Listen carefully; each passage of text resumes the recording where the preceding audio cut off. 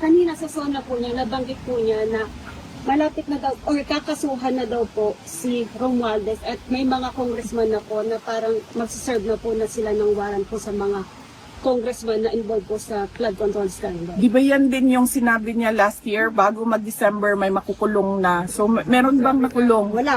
Bago mag-Christmas? Wala.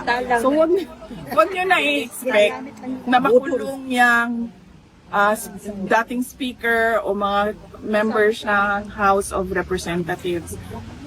Huwag niyong balik na lang tayo sa 20 pesos ang bigas. Yes. Diba? O hindi, balik tayo sa akin. Sa akin na lang. Dalawa lang ang hiningi ko eh. Nung pumayag ako na tumakbo, katandem niya bilang kanyang vice president.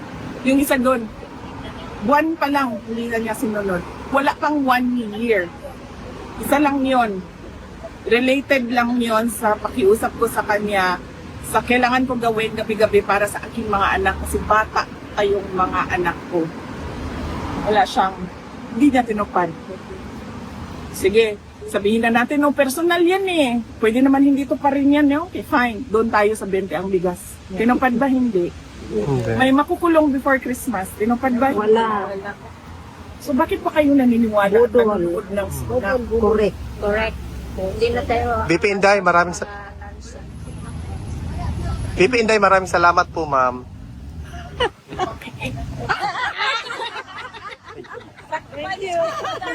Picture na ta, ma'am.